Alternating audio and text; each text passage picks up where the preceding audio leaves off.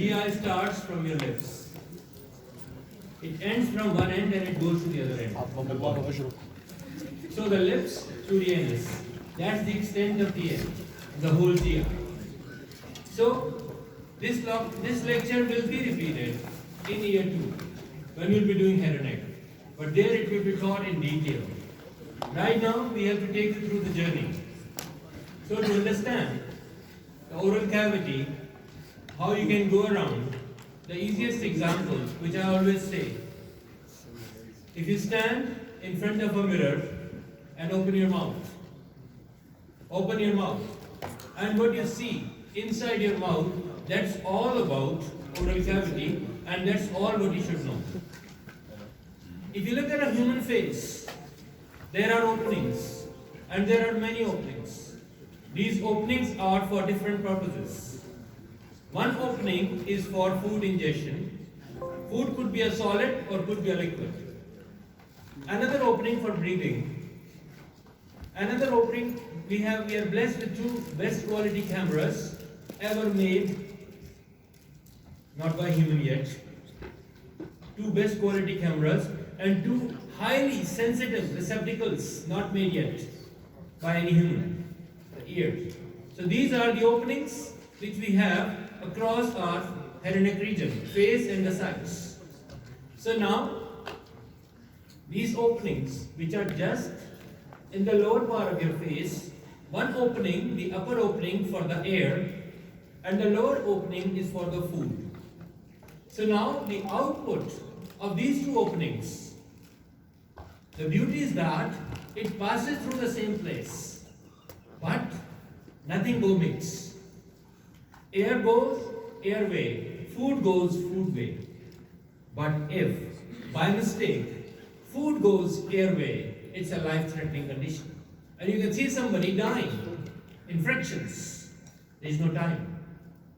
That's why before every surgery, you are asked nothing by mouth, no drinking, no eating, 6 hours prior to surgeries. And if any patient does, then we usually don't offer surgery to these patients. And if there is any emergency, if there is any need, then we have to take some extra measures to improvise these services in certain life-threatening conditions. The reason? If food enters your airway, it leads to a lethal consequences, a life-threatening situation, and you can see somebody dying or near to death. Because this food or this drink may enter. If it enters in your airway, it may go and get lodged in your lungs through the tube, which is called trachea. And then it's a disaster. And it has severe consequences. This patient is minimally to be seen in any ICU. Nothing less than that. And now it's his choice, survive or not. Depends. A lot depends. So let's take this, and we have no obvious demarcation. We have no obvious divider which really direct the food to go food way and to go airway. You must have experience in your day-to-day life when you're drinking some kind of food. You're drinking your favorite drink, anything you like. Somebody tickles you. What happens? This fluid starts coming out of your nose. Like, have it happened to you or not? You're drinking a glass of water, someone tickles you, or you start laughing. The water starts coming out of your nose. If you're drinking a Pepsi, you can see Pepsi is coming out of your nose. And even if you're eating food, you'll surprise to see food starts getting out of your nostrils. So what's that? And once you're swimming, guys, once you're swimming, I know it's not a pleasant experience. Nobody likes to be reminded of that. And while you're swimming, have you ever experienced some water entering your airway? Then what happens?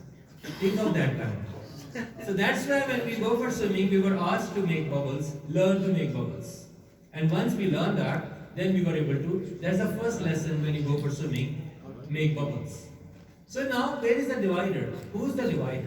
Basically, when you're drinking something and you suddenly laugh, what happens by that time? Your defense mechanism is being altered. The stuff which is been protecting food not to enter your airway, that has been altered. If we see, there is a partition. There is a partition just behind. You know, if you put your finger, don't do it. If you put your finger in your nostril, on the bottom of your nose, you feel something hard. And if you put finger in your mouth, not the same finger, in your mouth, and you try to feel upward, you feel something hard. This something hard, it bifurcates my nasal cavity from my oral cavity. And this hard thing is called palate, and this is hard palate. And just procedure to that, I have another palate which is hanging like a curtain, like a sitar. It's called soft palate. And this soft palate is the one which is the barrier which prevents food when we are drinking or eating, it goes straight. So it doesn't allow food or drink to pass through your nostrils. But if it alters its position, then there is a fair enough chance this food may enter, may go upwards, and you can see water or any drink, whatsoever you're drinking, starts coming out of your nostrils. So this is the soft palate which directs it here. When it goes down, when the food goes down, no matter you are eating or drinking, you are inhaling some air, you are sniffing air. This down in your throat, there is a place called pharynx. Pharynx.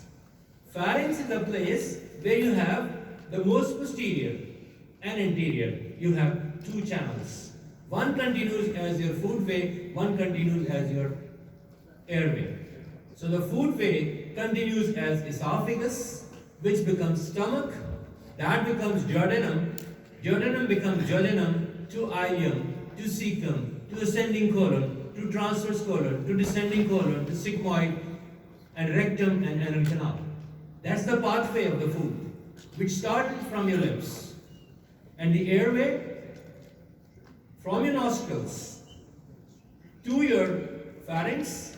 Which part of the pharynx? We call it nasopharynx. From the nasopharynx, it enters into the larynx. From the larynx to trachea.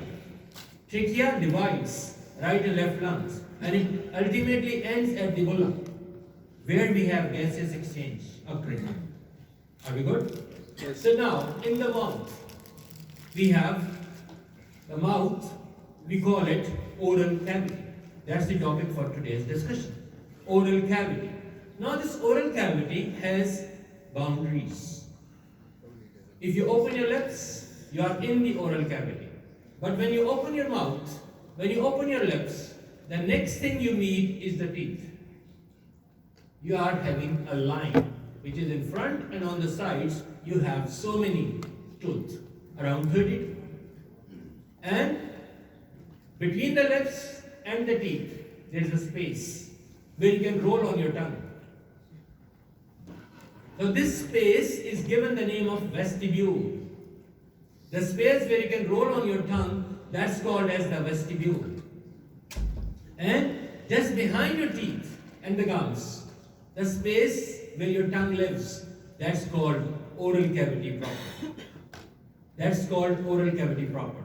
No matter what, you are fasting or feasting, your mouth is always wet. It never goes dry. No matter what. What makes it wet? We have so many, millions of salivary glands. We have major salivary glands and we have minor salivary glands. So these minor salivary glands, they are widely scattered in the submucosa, which lines your oral cavity, your gums, your hard palate, your soft palate, your cheeks, everything. So these minor salivary glands, they keep on pouring their secretions, and their job is to keep your oral cavity wet. If it turns dry, there is a fair enough chance of getting infection.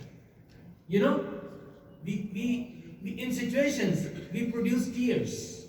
What these tears are doing for us? These tears, they are making our eyes wet. If someone don't make tears, people are affected once they don't make tears. So then they have to purchase artificial tears to put in their eyes. If they don't put these artificial tears into their eyes goes dry, and that's a bad thing, and you can see someone losing vision even. So dry eye is not the answer. So they have to put artificial tears to make the eye as a wet eye. So the oral cavity, who makes it wet, we had minor salivary glands which are widely scattered. And these minor salivary glands are pouring their secretions, and they are under the control of a very highly specified signals. And these signals are not hormone dependent. When we talk about nerves, we talk about motor and sensory.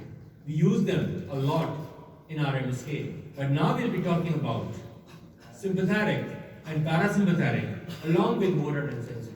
So this parasympathetic and sympathetic are what? They are the one who controls our glands. And these glands are responsible for making secretions. And these secretions has been poured into the oral cavity.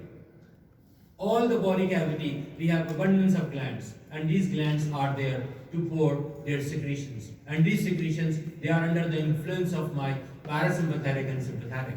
Once you are in a situation of fear, your mouths turn dry. Is it happening or not? When you are in a situation of fear, you see something unseen which you don't, let's say a lion comes, Asad comes here in front of you. So what happens? Your mouth goes dry. But once you are in a good mood, your mouth is wet. Try it, see it, but don't try with Asad. It will be then the last chance. So we have millions of salivary glands, but we have few major salivary glands. And these major salivary glands has been counted. And these major salivary glands have names, and they are called one which is just around your ear, that is called the parotid gland.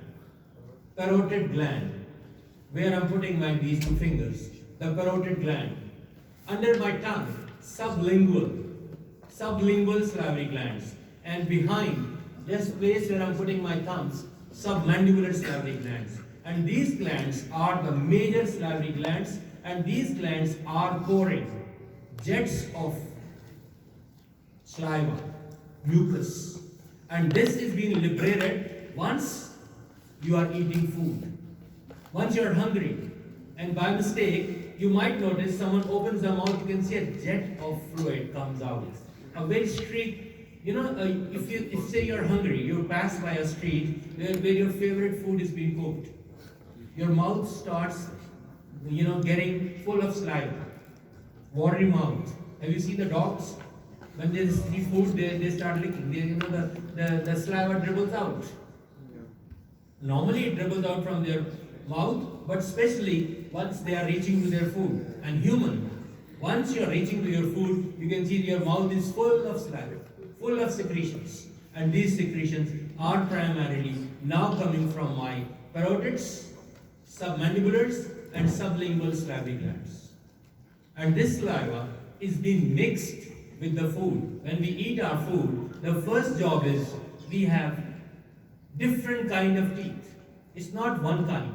There are few. They are designed to grab and cut. Then we had, these are incisors. Then we have canines.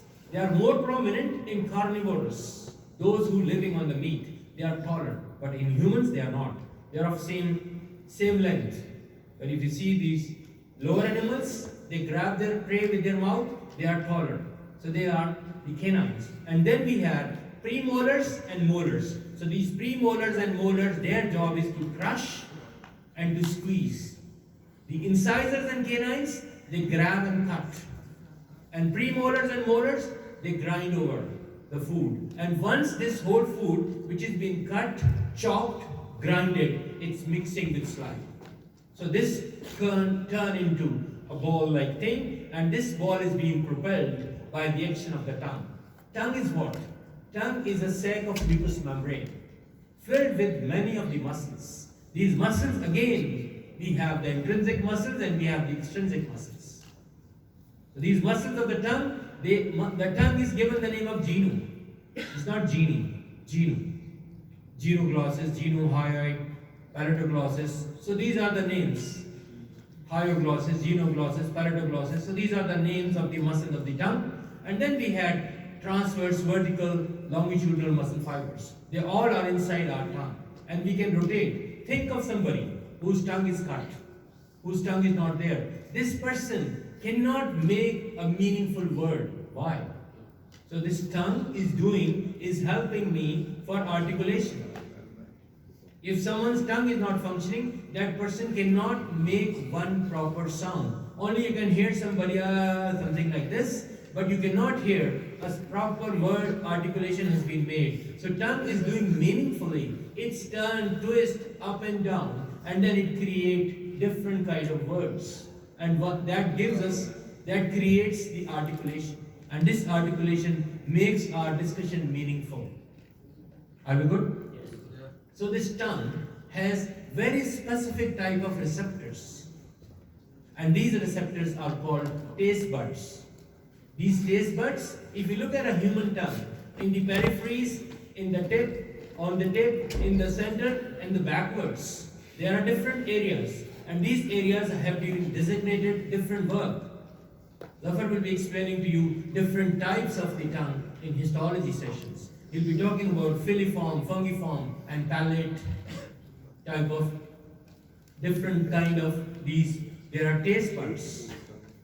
So these taste buds are there. They have palate papillae. And inside those, so whatsoever you eat,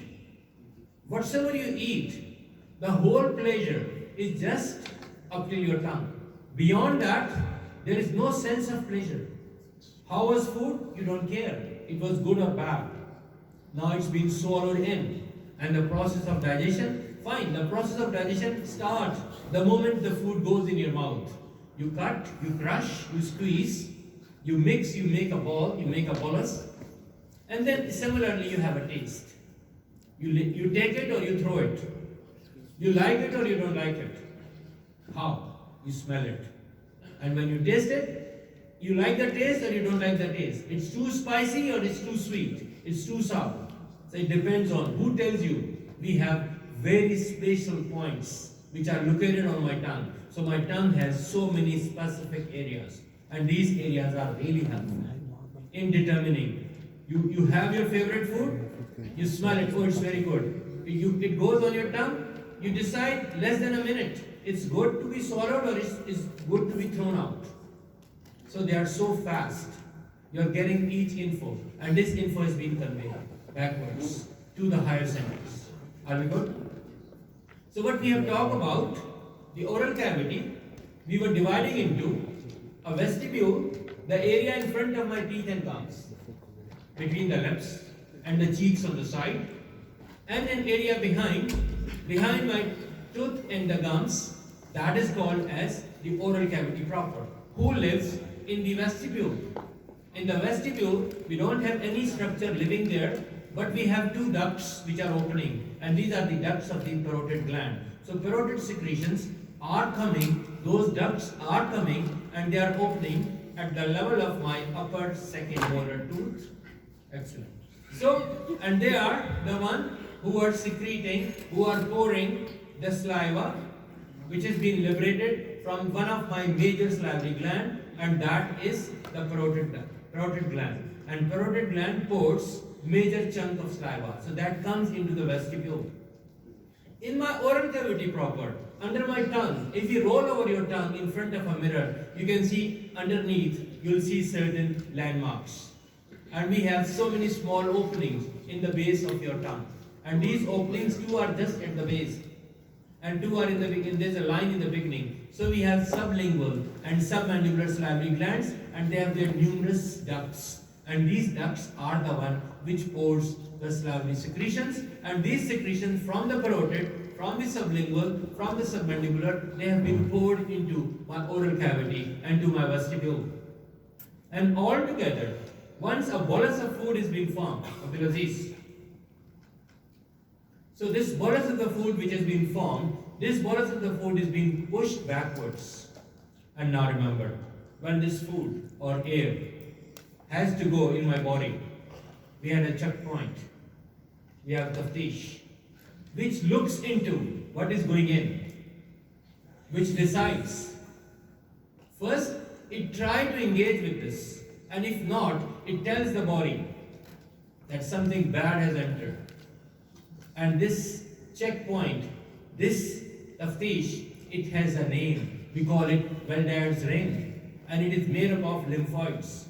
Lymphatic tissue is being widely scattered all around in form of lingual tonsil, nasal tonsil, palatine tonsil, and pharyngeal tonsil. And these tonsils are the receptors which picks on. If any bad thing enters, they get inflamed. You develop a fever. Your body is ready to fight with any invader which has entered in your body. Even you inhale something bad, your body becomes ready. Who tells it? This aggregation of lymphoids. And they are surrounding all the openings. And this is being conveyed to the body. Body now showing what? A kind of a fever. And this fever prepares the body for any invader which is coming in. Are we good? So oral cavity, we talk about, we have a vestibule. Then we have an oral cavity proper. Oral cavity proper contains the tongue. Tongue has muscles.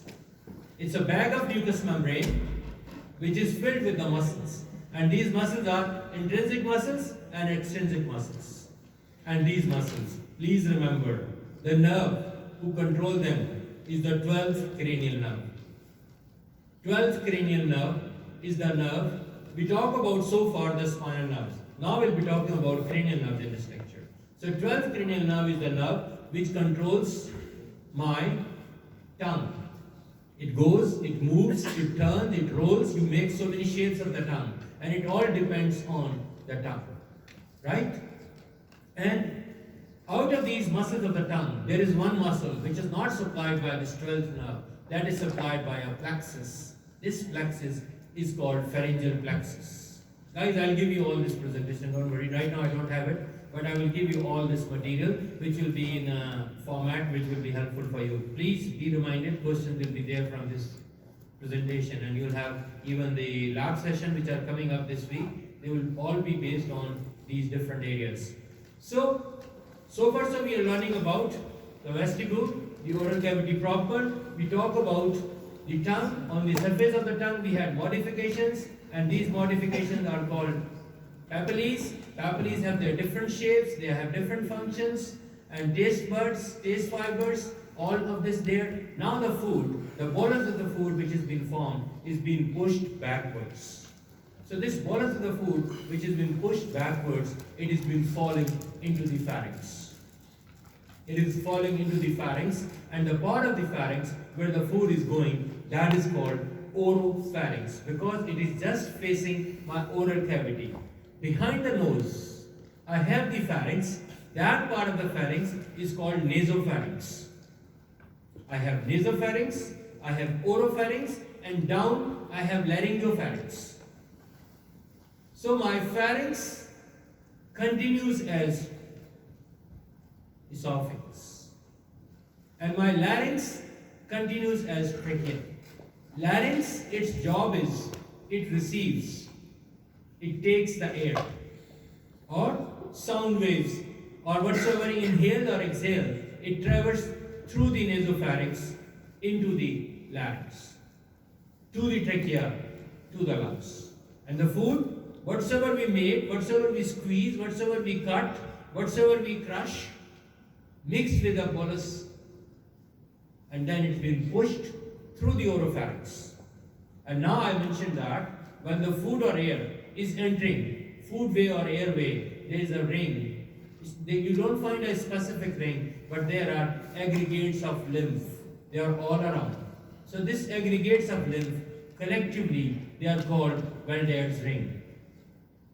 And you might have remembering your early days of your life when you are going schools, and some of you have tonsillitis.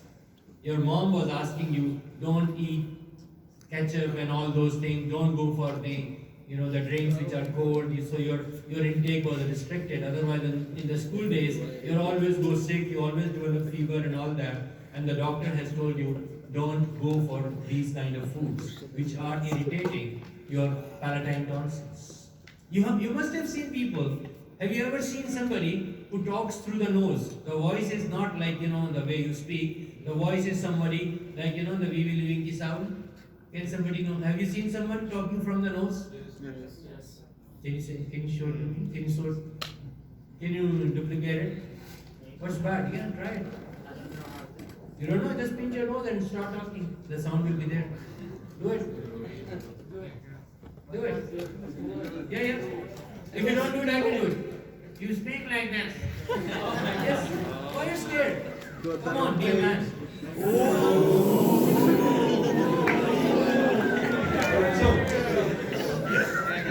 yes, I can sit down. How come you want coffee? You want coffee? So guys, we have talked about the oral cavity. We talk about the vestibule. We talk about the parotid gland. We talk about the parotid duct, which opens at, please remember this, the parotid duct opens at upper second molar tooth in the vestibule. That's the place of opening of the parotid duct in my oral cavity. Vestibule part of my oral cavity. Oral cavity proper, under the surface of the tongue, I have the openings, not one, many. Sublingual and submandibular salivary glands, they have multiple openings. And these openings are secreting. The secretions which are coming from sublingual and submandibular salivary glands. When I was talking about salivary glands, I mentioned that we have major salivary glands and we had minor salivary glands. Major salivary glands, we can name them. Parotid, sublingual, submandibular. Minor salivary glands, they are unnamed. They are widely scattered on my soft palate, on my hard palate, across my cheeks. Right? So this all is there. So then in the oral cavity proper, what is oral cavity proper? The area in front we have tooth and the gums, on the sides, and then posteriorly we have the oropharynx part. So this is my oral cavity proper, and this oral cavity proper has an organ called the tongue. Tongue is a sac of mucous membrane filled with the muscles, and the muscles are intrinsic and extrinsics. So we had genoglossus, hyoglossus, palatoglossus. So these are the muscles which are contributing to my tongue, and then we had transverse, vertical, oblique, longitudinal. So all these muscles are there. The nerve supply for the muscles of the tongue, guys, nerve supply for the tongue, please don't ignore, don't forget it, it's super important. 12th nerve, 12th cranial nerve is the primary nerve for the muscles of the tongue, except for one muscle, and that is getting from the pharyngeal plexus. Now, coming to little tricky part, and that tricky part says, if you look at the surface of the tongue, if you look at the surface of the tongue, on the surface of the tongue, if you open your mouth and you take your tongue out, on the surface of the tongue, there is an inverted sulcus. I'll try to draw it, but just bear with me for a friction. I'll try to draw it.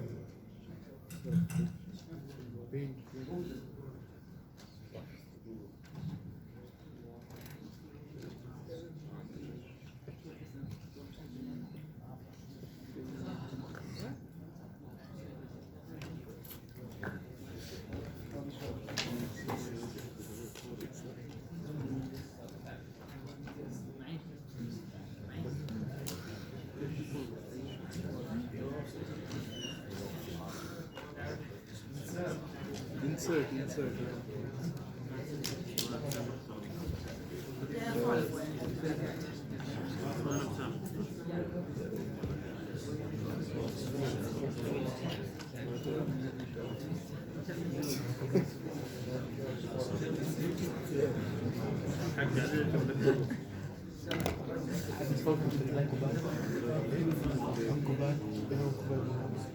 So roughly, this is how a human tongue is.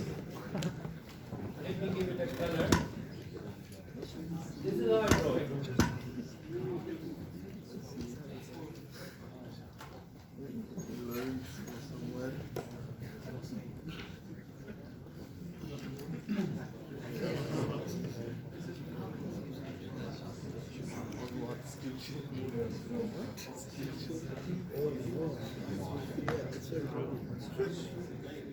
So this is my tongue, and if I go that way,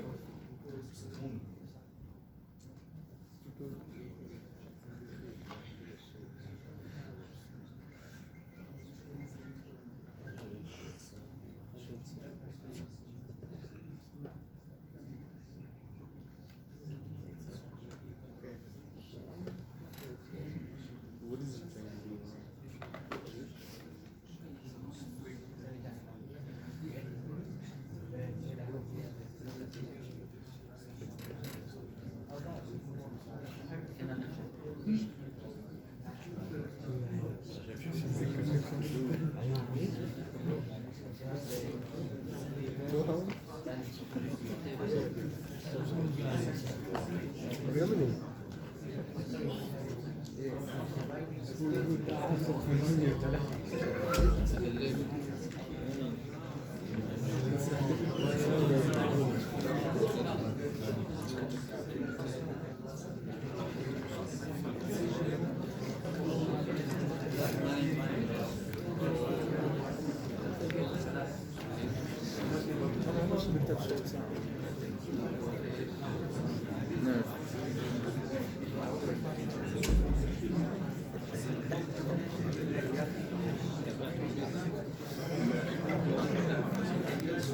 قلت بعد 5 سنين كم؟ 5 سنين ايش؟